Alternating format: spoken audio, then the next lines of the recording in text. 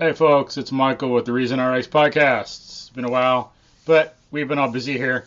Melanie's not able to make it today, busy working, momming around. So just Scott Harris and I, a constant guest co-host, Scott, helping us out. Um, so hope enjoy. Again, hope you enjoyed the podcast. If you could, if you like it enough, if you can, if you could donate, help us out. Um, Let Melanie get some new headphones, help support the show and grow it and market it and stuff like that. And, of course, if you could share it with other people parents, students, administrators, principals, it'd help improve the culture, help improve education in some very important ways. A lot of people out there have some, good ideas, but they're more superficial. What we really need is to get deep and get to the essence of education and thinking and being human and fix education that way, because it's not going to happen any other way. It's not going to get fixed by adding more computers and doing the same old thing.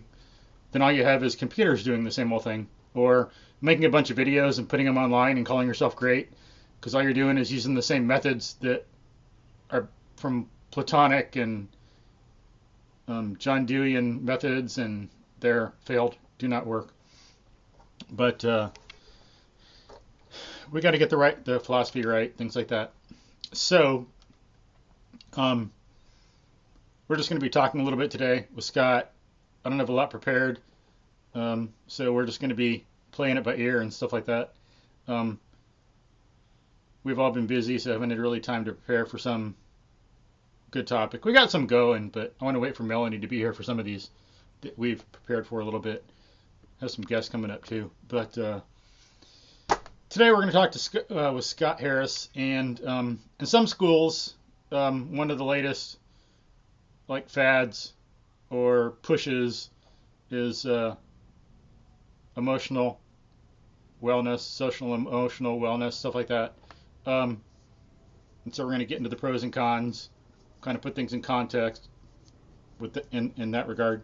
But so it's not coming up in anything I do, but it's coming up where some stuff Scott has to deal with. So Scott, could you tell the listeners more context about what's going on and what exactly some schools and districts are doing and what you think about it? Sure. I think a lot of this grew out of the movement against bullying, which certainly was a good thing. Mm-hmm. And the idea that kids carry a lot of baggage with them, and how can they learn if they have emotional issues going on, or how can we better support them if they have these issues? And so it is certainly true that a lot of kids do have issues. I guess one of my objections is, these fads do come along in which all of a sudden we pay attention to something and we dump a whole lot of resources onto it, and then next year we discover something else. And so these programs often aren't very long-lived. There also doesn't seem to be much of a general strategy as far as how this kind of support will be implemented in the classroom. It's, we see some videos, we talk about it, we're told to do it. But as a student the other day, and I seen her coming to class crying a couple of times. I don't know if she's fighting with her boyfriend or what.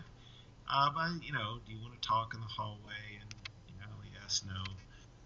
But in two classes back to back, she had to write an essay about things that were bothering her, because this is how those teachers were choosing to address emotional support. And she said, I can deal with this stuff if I could just not have to talk about it every period. Mm-hmm. And that's one of my complaints, is there's just this blind, people are just throwing this stuff out there in class without really thinking about, trying to see what sticks. Mm-hmm. Yeah, so as a lot of people know, there seems to be a lot of emotional problems and inability to adapt. A lot of kids nowadays.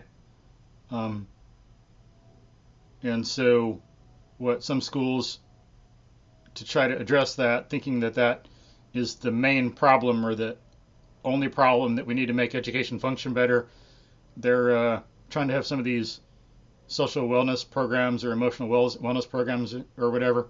If we just do that, then learning will be perfect.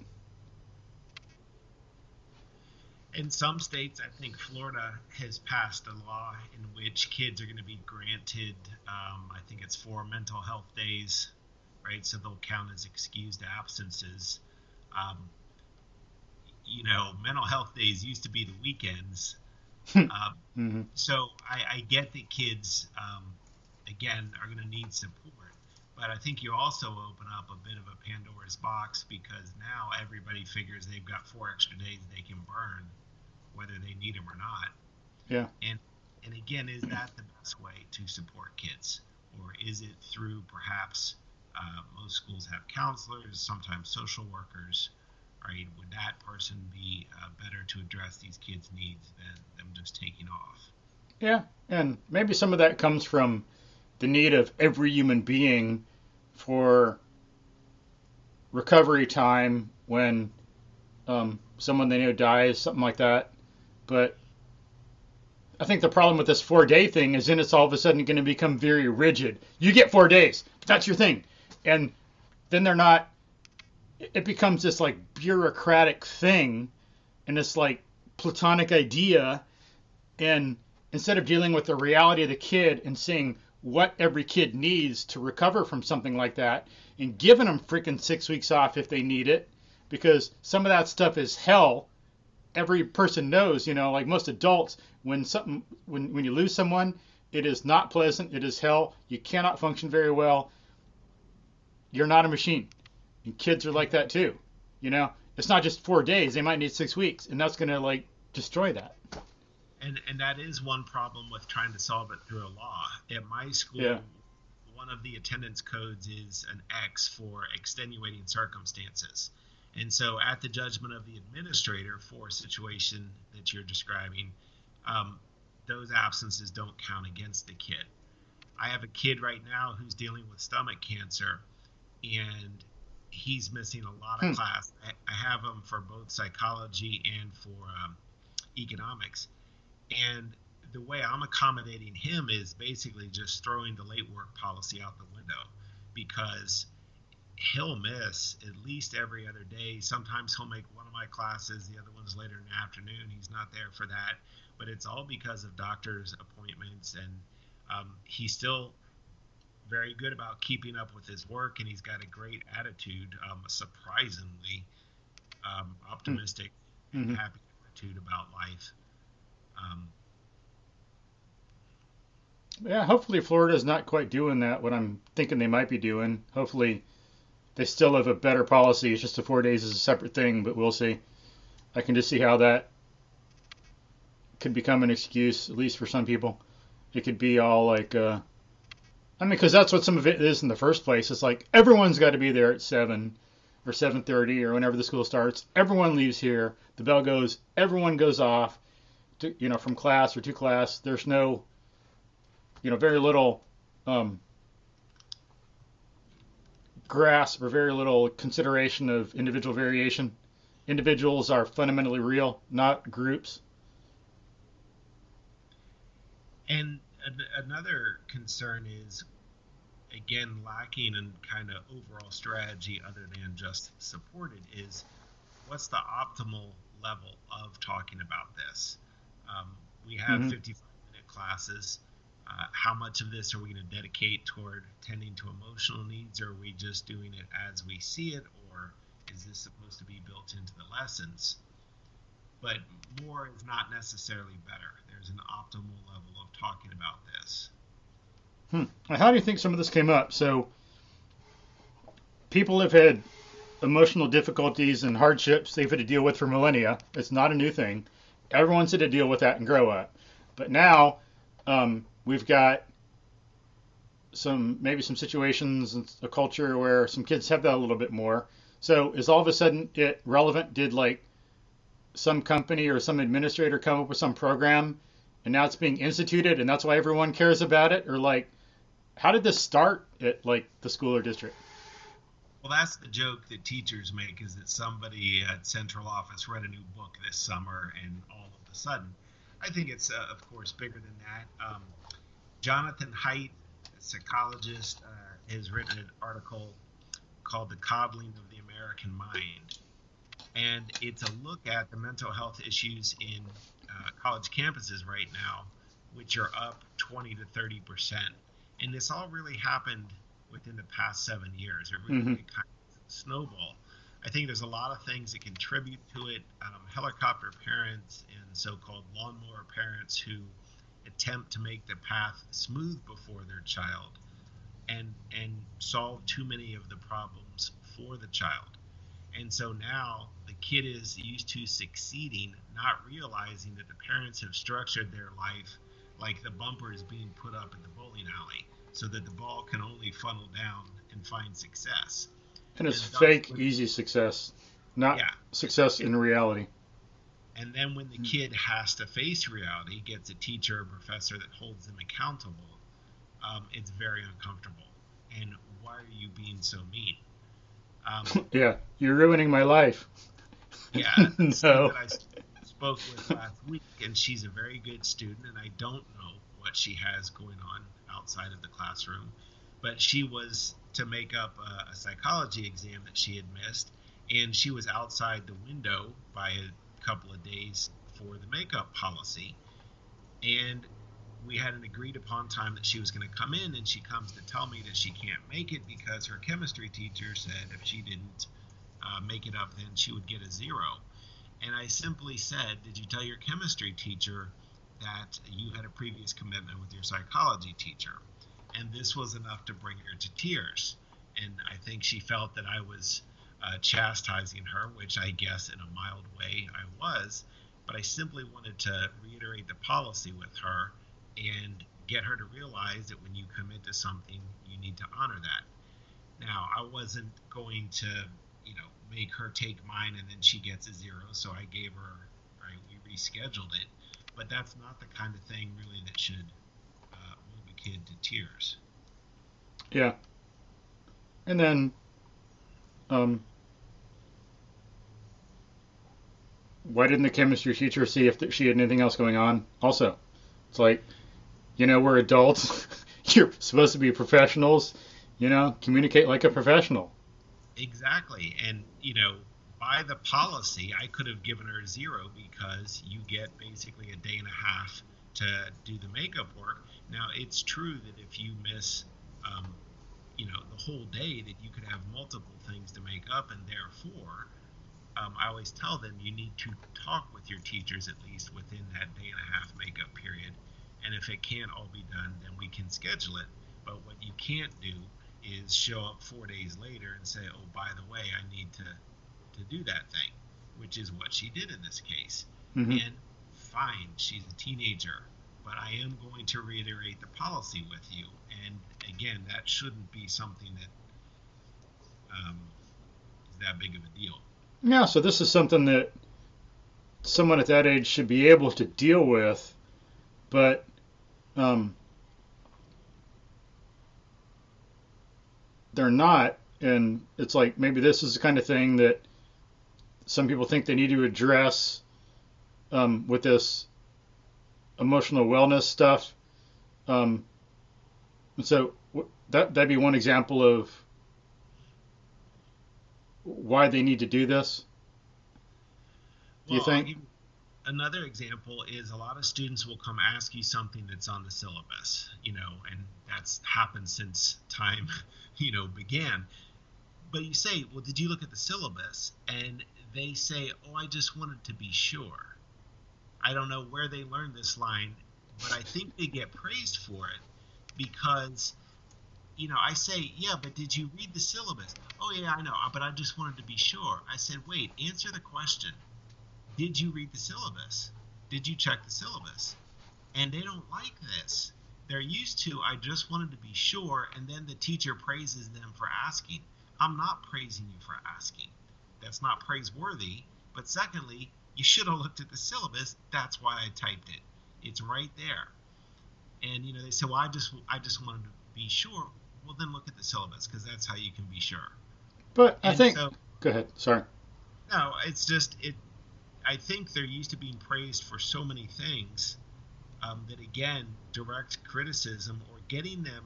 And it's not even criticism as much as it is getting them to reason through, how do I solve these problems? Hmm.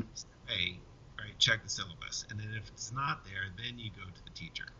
But I think it probably not with all the kids, but with many or most that do something like that. I think a fundamental thing there is not being able to think for themselves, not being independent. It's not in our culture. Because I know for a fact from my own experience that's happened. That's the way I was when I was younger. If I'd read something, or like learn something more on my own, like I wouldn't grasp it. It wouldn't have the reality of being true. But if maybe I'd read it or someone would say it, then it would have the reality of being true. Um, Thankfully, I got out of that and learned how to like figure things out on my own. Got a better epistemology, but given the culture, the philosophy, epistemology predominant, I think that's a fundamental issue that makes the kids do that too. Well, and they, because I'll talk to them about it sometimes, and they're like, well, I feel like you're judging me. And I say, I Interesting. am. I am judging you. In the same way that your employer is going to judge you, that your college professors are going to judge you, right? You're not in trouble. I'm not penalizing your grade. We're just having a talk about procedure and method. So we're judging that the way you're going about it is either inefficient or not the right way, and we're trying to teach you the new one. This is a good thing, But again, I think and these are high achieving kids. They're very used to succeeding. Um, but my concern is, are you going to succeed on the next level if you have some of these inefficient ways, or again, if we have the bumpers up, are you really succeeding? We need to take the bumpers down. I teach 17-year-olds mostly, 17 and 18. So it's time to take the bumpers down and take the training wheels off. Okay. And so it's things like that that and others, that make some people think they need this program in the school. Do you know what the book was that someone might have Oh, read? well, that's the joke. I don't know if a book was Yeah. read. Okay. But yeah, these things do often go in trends, and so that's something I've noticed. This is my, I think it's 30th year, 29th, 30th year of teaching, is that there's the education industry, and then there's cognitive psychologists and those that study how the mind work. Often these overlap, but often they don't. And Hmm.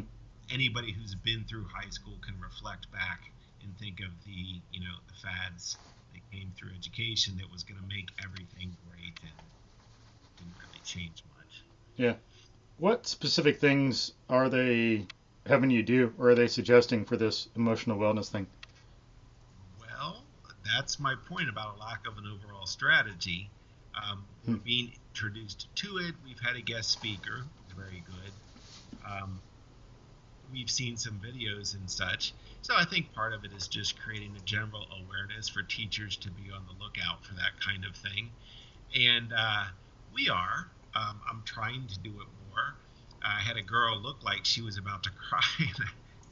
I took her out in the hall. I said, "Are you okay? Do you want to go talk to someone?" She says, "I just have to sneeze."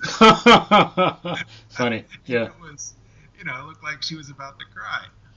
So, in psychology, the availability heuristic is that when something is fresh in your mind or it's emotionally vivid, right, like where you were on 9/11 or something like that, that we remember it. So if you're late for an appointment, you notice how many red lights, right, that you hit.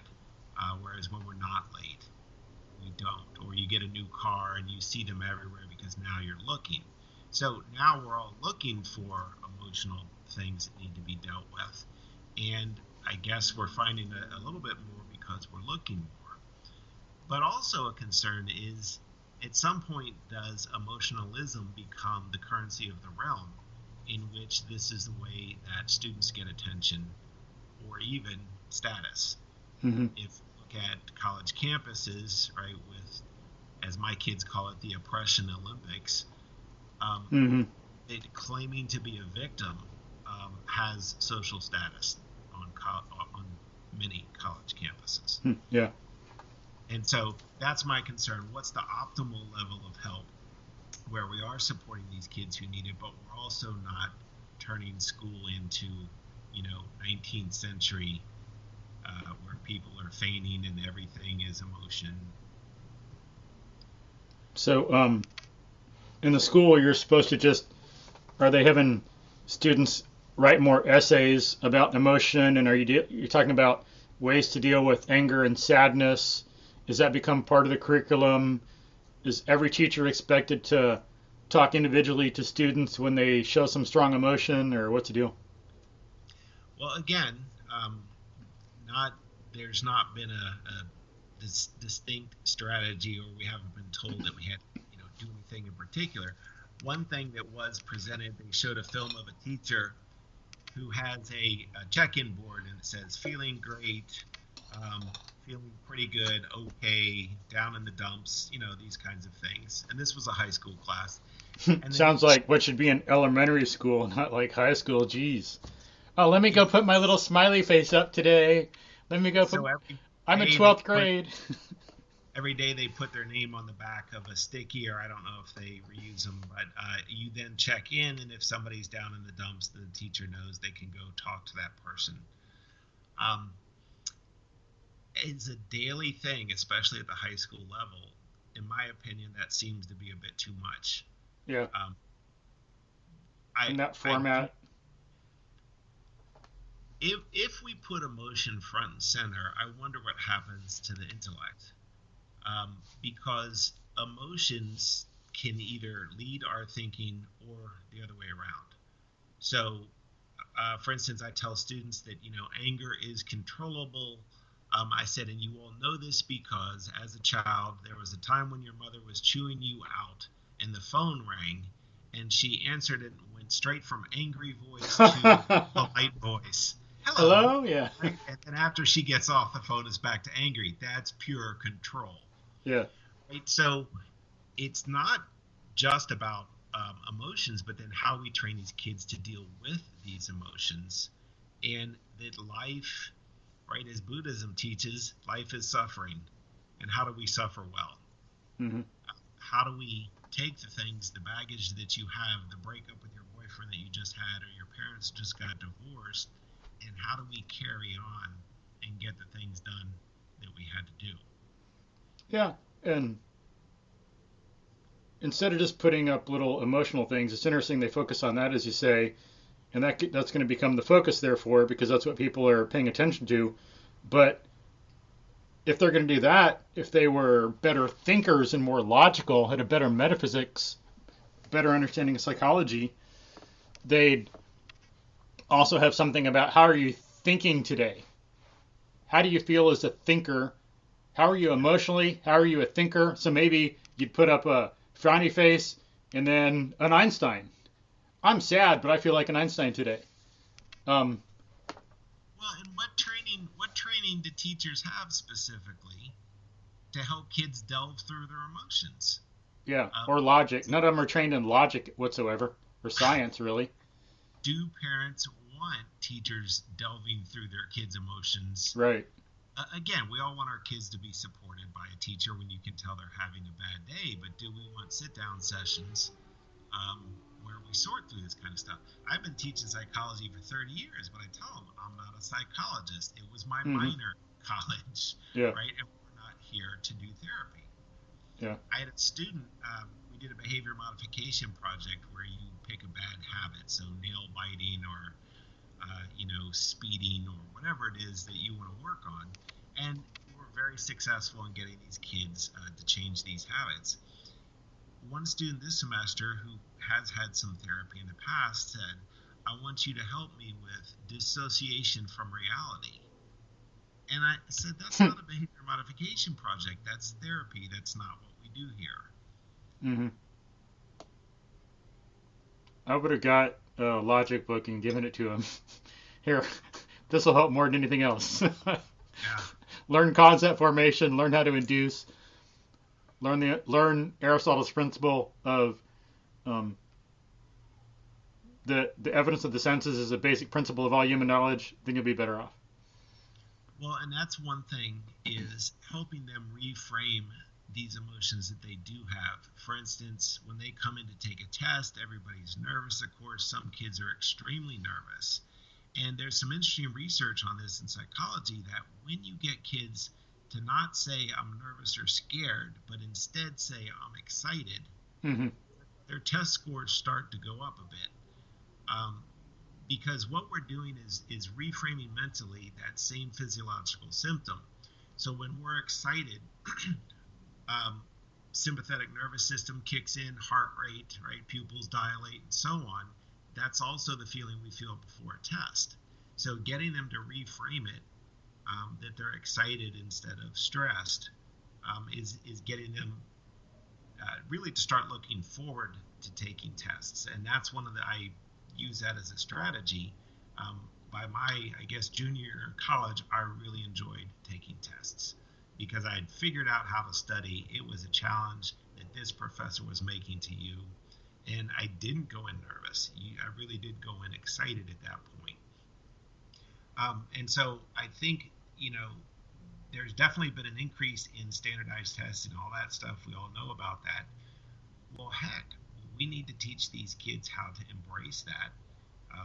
Tests aren't going away. So how do we get good at it? And not, having breakdowns and saying, I'm really smart, I just don't test well. Mm-hmm. Yeah. Not a thing. Yeah.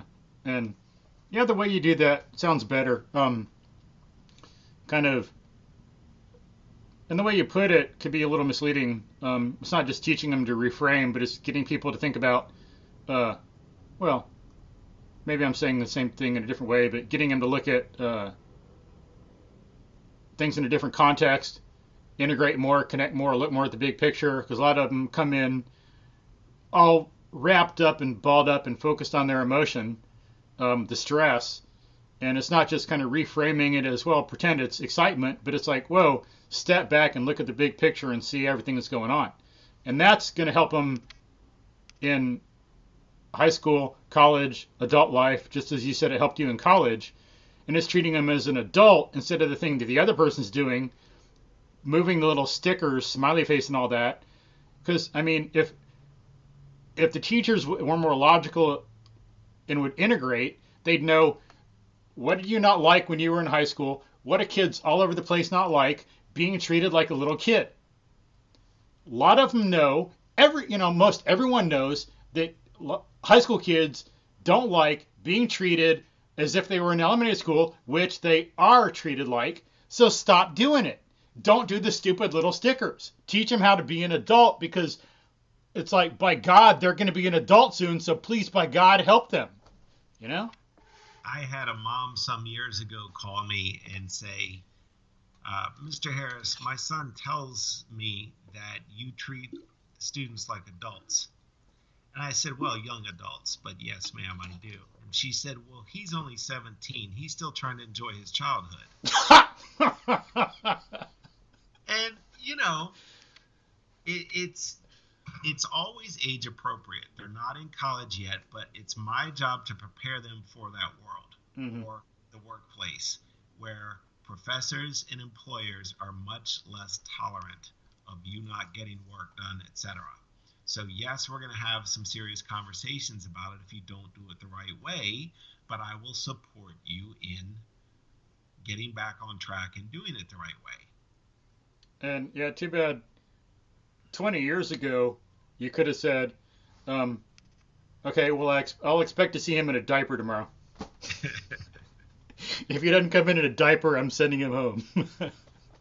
But you're right that teenagers want to be treated that way, because I do a class evaluation, but I do it midway through the course, so that anything that they want changed, or that I'm doing that they don't like, I have a chance to change it before they get out of the course. Now, sometimes it's district policy or something, so no, I can't change that. But they always tell me that you treat us more like adults than any of our other teachers. Cool. And Nice. and it is, except Kudos. for wonder, because I don't think I'm doing anything, special or normal. It does make me wonder what other classes are doing. Mm-hmm. Yeah. And so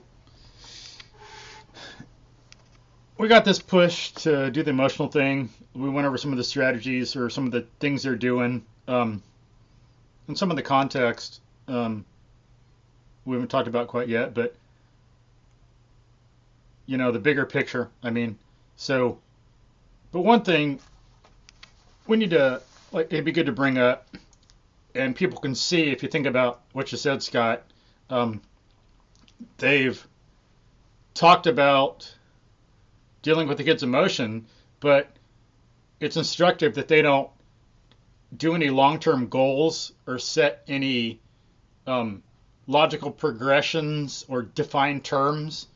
And that's because of the broader culture and philosophy. That's some destruction wrought by John Dewey. Too many educators think, John Dewey is the greatest thing since sliced bread. John Dewey, he's great. Wrong.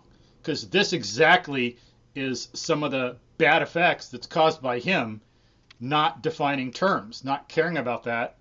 And it's, not just from him. He's not the only one. He didn't invent it. But it goes back further in philosophy.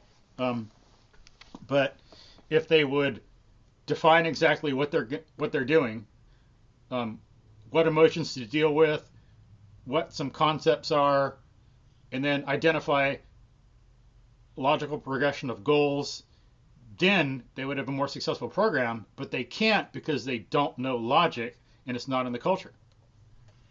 An example of that, we just finished in psychology the unit on intelligence and psychological measurement. So it goes into IQs, IQ testing.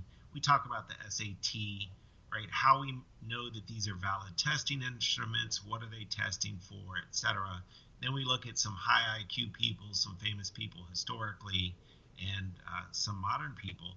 And a class said to me, they said, we're about a third of the way through it. They said, this is giving me anxiety. And I said, why? Well, because the one thing they find out is that IQ is anywhere from half to 3/4 heritable, right? Meaning you get a certain genetic range and then the rest is nurture, what you do with it. And they're like, well, I want to be this or I want to be that. What if it doesn't work out? And I'm like, well, that's how life is. Yeah. Med school may not happen, but they've bought into that whole blank slate notion that as long as I work hard and if I go to the right school, then surely I will, right? The dream will happen exactly as I have it planned. And that's emotionalism. That's not really reasoning and thinking through things. Mm-hmm. But even then, that half to 3/4 is a hell of a lot. Oh, everyone can do a lot with it. Oh, yeah, there is a tremendous amount. But again, not everybody is going to be a pediatric neurosurgeon, right? Mm-hmm. That job requires a certain amount of IQ. Being a nuclear engineer requires a certain amount of IQ. So, yes, everybody can bring their gifts to the world and have a meaningful life, but certain jobs do require more intelligence than others. Yeah, and then since they haven't learned logic, they just be going to school trying to memorize things, not grasping that it's also a matter of preparation, discipline, persistence. And that's one thing that keeps some people from doing that. It's not just IQ, but do you have the persistence? I tell them that life is a contest of habits, right? That college is not about IQ. Again, if you're going to MIT and doing some very technical STEM work, it is. But college is mostly about showing up, studying, having the habits, and not so much IQ. Mm-hmm. Yeah, a lot of social stuff. Just about a lot of memorization because, again, just as in high school, no logic, very little. Memorize a lot of stuff. Logical progressions aren't grasped. The hierarchy of knowledge isn't grasped. Um, and that's why, as we've talked about in the past, Johns Hopkins is to teach their graduate students, not undergraduate, graduate students, how to do science, how to think logically. And the Johns Hopkins people call it the R3 program. I forget what it all stands for. Reducibility, responsibility, and something else. And then Rice University, also a top college. I forget Johns Hopkins, maybe number one medical school, top school in general in the country, top 100. Rice, I think number 16. They have an engineering leadership program to teach their, because they know that certain things aren't taught in the traditional program, and so they have to teach these people communication, problem solving, thinking skills, entrepreneurship, because a lot of that's not taught, as I say. So the lack of logic is unfortunately too prevalent. Of course, not everywhere. If people didn't know it at all, they wouldn't know to have an R3 program or an engineering leadership program, and Scott and I wouldn't be here talking, and so on and so forth. So of course there's some, but it's not prevalent as it should be, and then we'd have a much better functioning culture. We wouldn't have all these emotional problems. We're human. We're always going to have some emotional problems, but if things were different, we'd be better able to deal with them. We wouldn't have as many things like that. It'd be all peace. There'd be no war because everyone would be logical.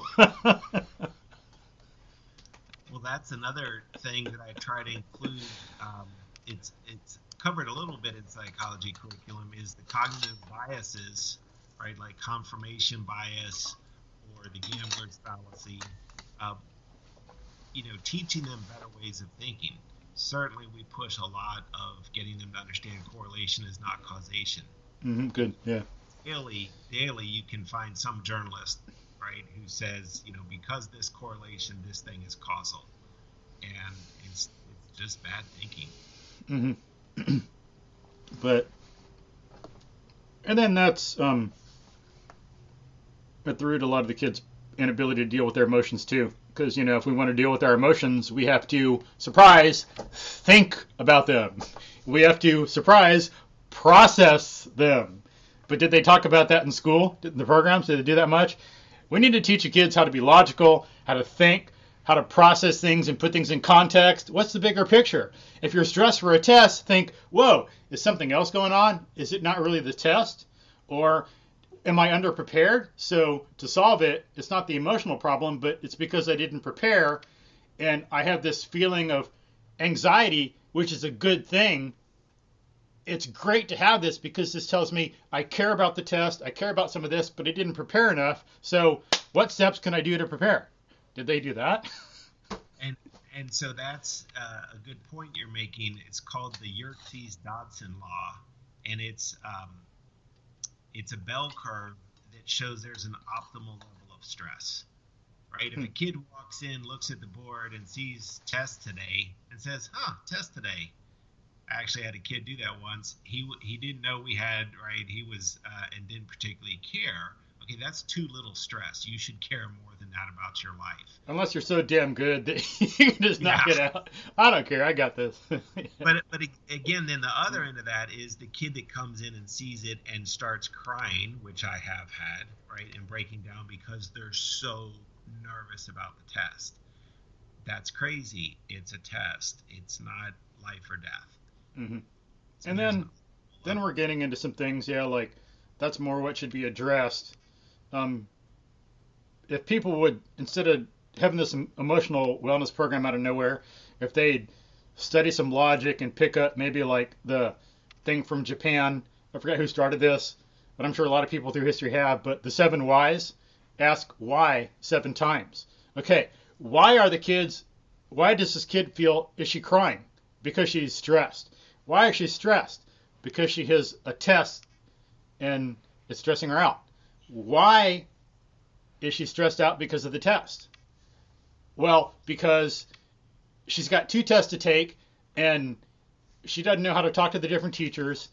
And why is that the case? Well, she knows that the teachers in general don't talk to each other, and that's how things work in modern schools.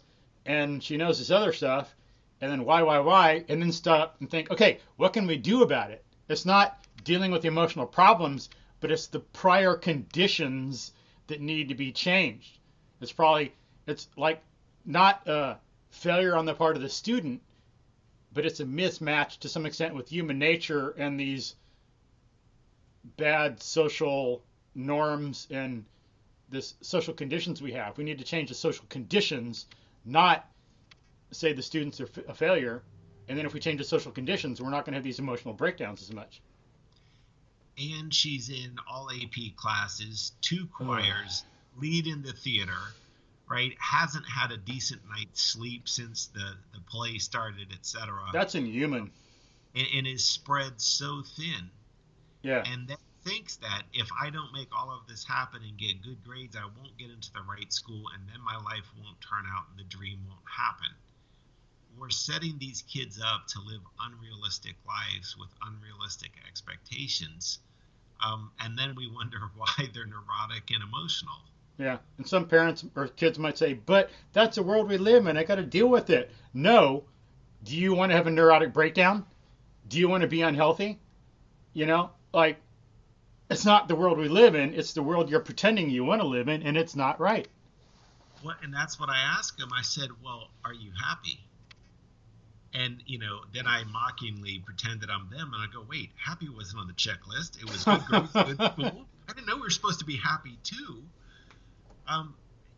Yeah, I tell them to go to the 3rd best college you can get into, because this unending pursuit that I have to get the right school, right, a good school, not just get into any college and so on. And really in college, you want to be a bit of a big fish in a small pond. You're going to get more attention from your professors. You're going to get internships, maybe get grad school paid for, instead of just clearing the hurdle to be into a university that looks good with a sticker on the back of mom's SUV. And then if things are so damn good at some of these great colleges, why the hell does Rice have to have a special program and did Johns Hopkins have to have a special program? It's like, what the hell are you trying to prepare for? It's just a bunch of memorization and crap. You're not going to get out of it what you think. That's why, like, Arturo da Costa Duval at Hopkins has said that, he made the joke that more and more papers are being retracted from bad science. So in 5 years, the number of bad papers will exceed the number of good papers or something like that. It is striking to me how little interest universities have in high schools until they don't like the product that they're getting, and then they set up those programs.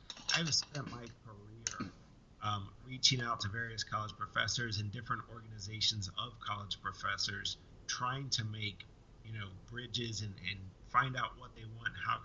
Zero interest. And I get it. They have their things to worry about.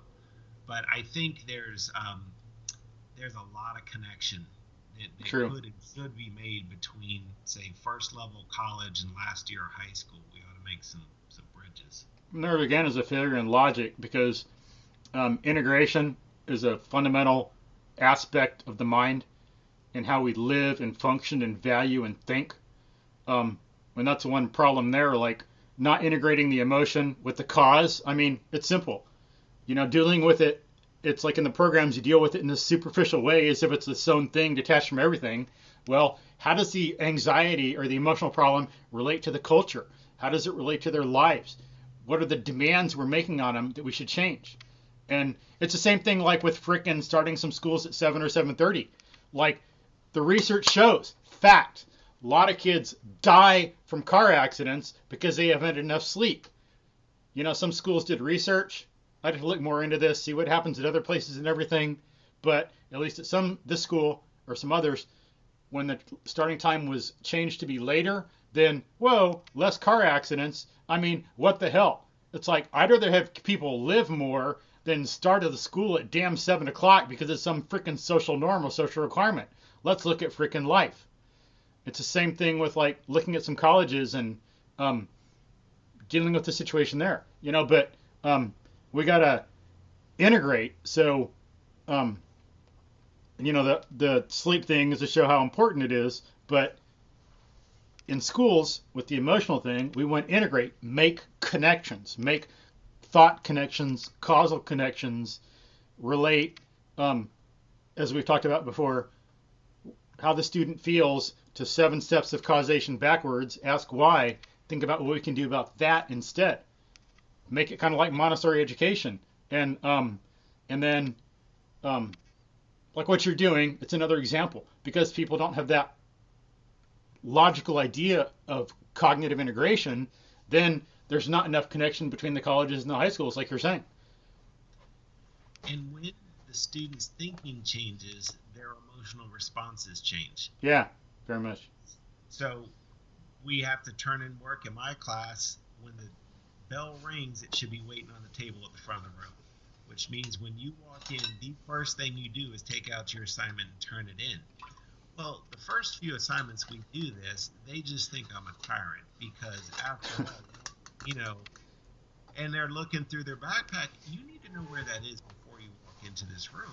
Is your notebook not organized? Well, no, they're roughly chronological backpack kid.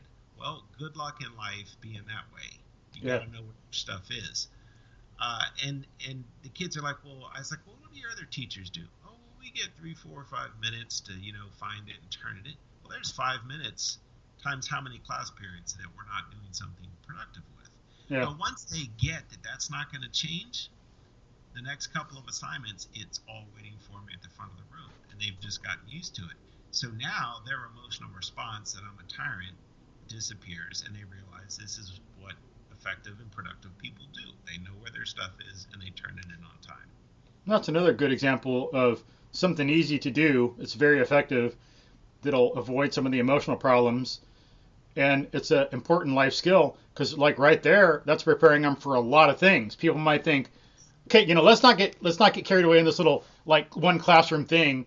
And some people, oh, all you're doing is them turning things in. Think, integrate. Again, that skill is going to be very important if they get that down and start applying it to other areas of life. Like, what the hell are you going to do when you have a baby? Oh, well, I'm not ready yet. Like, no, you got to prepare for having a diaper ready to change. You got to prepare to having meals ready to feed them. Or if you're in the Army, are you going to say, oh, well, like I'm 16 and I'm going to be in the Army and they'll take care of everything for me? No, you got to have your squat in order and know where things are. You're going out on the battlefield, you sure the hell better know where everything is so you can like bang it out and function really well. Or if you're going to be a basketball player, you need to know how to put on your shoes and tie your shoes before you go out on the court and things like that. So what you're doing is great. Yeah. What if my principal asks me to do a presentation in front of the faculty and I say, well, hold on, I got to find it. No, it's go time when it's go time. I better have my flash drive, my PowerPoint, whatever. It should all be ready. Yeah. And yeah, this is the way the world is. And if you're 17, you're not a child. There's no excuse for like a 17-year-old to not be able to think ahead a few days.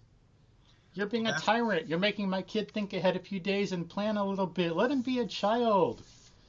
Yeah, right. I love, sometimes you'll hear it from teenagers, sometimes from teachers, that it's harder to be a teenager today than ever before in history. Yeah, we're different. Really? Because I have a history degree. Let's talk about living in the 1700s or in the 1300s. Yeah. Being a teen was no fun. Or show me a kid in any given high school who can get on a steamboat in Europe at 12 years old and come over to the United States all alone and get a job here and work and survive and become well off. Rare. In a wagon train, Yeah. It has its challenges in 2019, but it's pretty good. Yeah, easy. Everything's taken care of. A lot of social cushions. They're like divorced from reality, cushioned from reality. Don't got to deal with the real hardships. And that's part of the problem too. With the helicopter parenting and the lawnmower parenting, as you call them, kids aren't in touch with the reality and don't know about the hardships and what it's really like and what they got to do to survive. It's kind of just fake video games and stuff. But so it's been a little interesting day in the life of teacher Scott Harris today. Yeah. So yeah, I think we basically addressed a better way to deal with it instead of some of these programs just focusing on the little emotion and talking about them, which is good. Emotion's important. It's part of us. We shouldn't be like Spock, because I think Spock is fundamentally illogical. Unfortunately, he's presented as the epitome of logic sometimes, and that's a bad thing in our culture because it turns people off to logic, turns people off to reason. It misrepresents them because logic is supposed to be about our means of identifying reality conceptually. It's supposed to help us have our concepts and ideas and propositions consistent with reality. And if you have emotion and then you deny it, that's not being logical. I think Spock is fundamentally illogical because he's denying his own nature. He has emotions, his people have emotions, he has reason. So to try to obliterate part of himself, that's not logical. That's being fundamentally illogical to deny your own nature. That's like saying Newton coming along and trying to deny mass and have physics. Well, I don't like mass because I'm going to cross my arms and stomp my foot like a little 2-year-old. I don't like mass. Or like Spock. I don't like emotion. I don't want to be emotion. No! That's not logical. That's stupid. But, logic and reason are means of surviving, knowing the world, thriving in it. I think if people had that down, we'd be a lot better off too. Then people could deal with some of this emotional stuff, helping to be able to help the kids better. But so, shall we call it a wrap so we can have dinner and stuff? Okay, cool. Sounds good. But yeah. So we know some sources of where this idea comes from in the culture, kind of what's going on. But we could dig into more. We're just not. It's more philosophic as to where this comes from. We could look into some of the influential philosophers today of some of the ones who've praised emotion against reason instead of looking at us as a unified being of mind and body. They're not separate. We're unified. We have emotion. We have reason. But when you try to deny one and just put up the other, it causes failure because it's denying our nature. And then without that good metaphysics, without some logic, some of this is not going to be dealt with properly. You got these superficial band-aid things, as some people call them, just dealing with effects instead of digging down deeper and asking why and changing conditions or teaching the kids to think so they can deal with their emotions better. They shouldn't put the emotion as a primary, but realize it's part of us, it's important, but it's something we can modify, and it's based on having values in reality. Emotion is a response to a value in reality. Get that down, we'd be better off. But yeah. Anything else, Scott? No, that's it. Cool. All right. So, thanks for listening, folks. Hope this had some good ideas in it that you could take and apply to many other areas of education and of life. Talked about some issues of metaphysics, the nature of man, the nature of logic, the importance of logic, what it's really about, how this all ties into our emotional states. That's what we really need to do, is get some of these things and kind of cushion them in reality, put them in context of everything else, not take them in isolation. But cool. So, all right. Thank you, Scott. Appreciate it. And yeah, me too. We'll talk again soon. Thanks. Bye.